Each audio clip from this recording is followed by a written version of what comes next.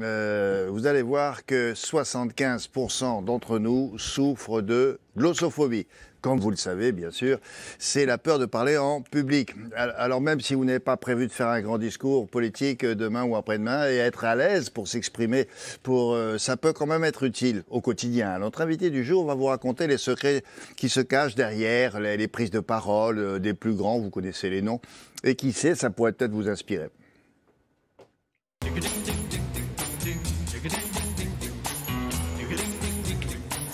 Bonjour Amélie Blancard. Bonjour. Alors, vous êtes normalienne, agrégée et maître de conférence en rhétorique. Ça m'a beaucoup impressionné sur votre carte de visite, ça.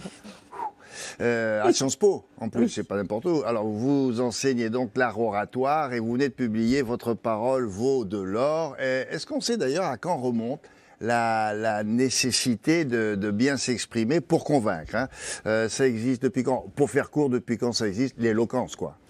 Ça existe depuis longtemps. Ça existe depuis le 5e siècle avant Jésus-Christ, qui est la naissance de la démocratie et de la philosophie. Et certains la datent même un siècle avant, à Syracuse, qui à l'époque est une colonie grecque. Et là, il se trouve que beaucoup de propriétaires se sont fait spolier leurs terres.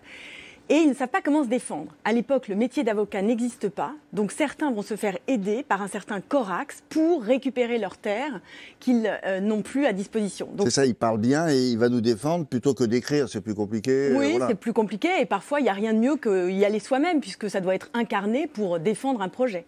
On a appris ça à l'école d'ailleurs, qu'il y avait de célèbres orateurs grecs. Oui, non? Oui, absolument. Alors, je pensais que bien s'exprimer et être convaincant ou à l'aise, c'était un talent, je veux dire, presque naturel. On a ça ou on l'a pas, quoi. Mais au final, vous expliquez, vous, que non, ça se cultive, ça se travaille. Oui, ça se travaille, ça se cultive comme les carottes. On a beaucoup d'exemples d'ailleurs dans l'histoire. Comme les carottes. Oui, comme les carottes. C'est aussi bon que les carottes. Ah, c'est meilleur que les carottes parce que ça a une saveur, l'éloquence. Les gens qui savent parler sont des gens qui forcément ont un plaisir à échanger leurs idées. Un des exemples du fait que ça se cultive, c'est le général de Gaulle. Il faut se rappeler que de Gaulle, en 58, alors qu'il est à la tête du gouvernement, fait une première allocution télévisée et c'est une catastrophe. Il est tellement mauvais que Marcel Bleustein-Blanchet, qui est le fondateur de Publicis, de la grande agence de communication Publicis, va aller le voir et il ose l'appeler et il lui dit « Mon général, il faut que je vous le dise, vous avez été mais vraiment très très très mauvais. » Il est gonflé. Hein, ah ouais, il est gonflé, mais il a raison parce que de Gaulle va l'écouter et va lui dire « Merci Bleustein pour votre franchise, je vais travailler. » Et c'est ce qui s'est passé.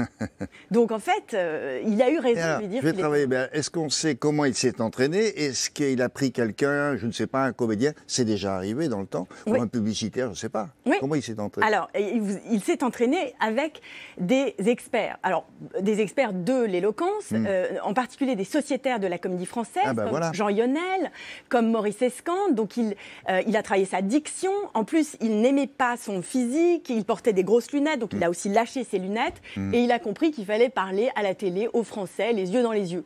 Et sans notes. Donc, il a arrêté de lire. Il apprenait par cœur. Il récitait ses textes dans sa cuisine. Ça, c'est ce que raconte son fils dans ses mémoires.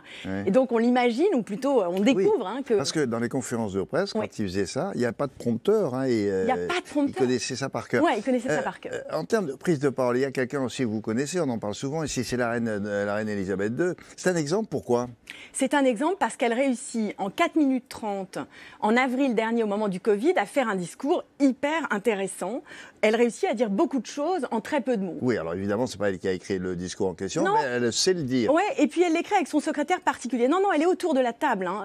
Elle parle d'ailleurs très peu. Je crois qu'elle a fait 7 grandes allocutions, hormis les traditionnels vœux de Noël, à l'ensemble du peuple britannique et au Commonwealth. Donc c'est quelqu'un qui comprend qu'il faut faire court, parce que ça ennuie tout le monde quand on fait long, et que le secret, c'est de pas trop en dire. Et elle y arrive parfaitement. D'accord, il y a une anecdote curieuse autour du célèbre discours de Martin Luther King, vous vous souvenez, I Have a Dream, vous nous racontez? Oui, ce qui est incroyable, c'est que le discours le plus célèbre du monde est en partie improvisé. On a en effet Martin Luther King, qui est devant 250 000 personnes. Donc là, c'est inné. Alors, En fait, comme dirait Pasteur, l'improvisation vient aux esprits très préparés. Il peut se le permettre parce qu'il sait ce qu'il raconte. Et il fait une première partie de discours politique assez convenu.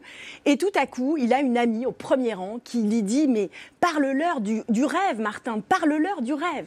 Et là, il va parler du rêve. Et 8 fois, il répète « I have a dream », qui devient le mot le plus célèbre des discours de l'histoire. Et qui a été repris par plein d'autres. Mais celle qui lui a dit ça, me semble-t-il, n'est pas une inconnue. Non, c'est une chanteuse qui s'appelle Mahalia Jackson. Mahalia Jackson, rien que ça. Exactement. Allez, vas-y, Martin. Vas-y, Martin, lance-toi. Et effectivement, c'était son leitmotiv. Donc, il faut un peu d'encouragement. Oui, il faut de l'encouragement et puis il faut jouer avec son public. C'est-à-dire que quand vous faites un discours, utilisez les réactions des gens qui sont autour. S'ils se mettent à sourire, vous pouvez vous en servir. S'ils ont l'air dubitatifs, insister. Enfin voilà, il faut jouer avec ça. Et une prise de parole ratée. Parce que ça peut arriver lors de, je ne sais pas, récemment... Oui, vous avez peut-être des conseils pour certains candidats à l'élection présidentielle. Voilà. Valérie Pécresse notamment, dont certains critiquent l'aisance oratoire. Oui, alors remettent en cause. Le conseil que je peux avoir, aussi bien pour un candidat comme Valérie Pécresse et d'autres, mais aussi pour nous tous, c'est qu'il faut travailler. Et le meilleur entraînement... Je crois qu'elle a travaillé. Oui, mais alors, le meilleur entraînement, c'est la vidéo.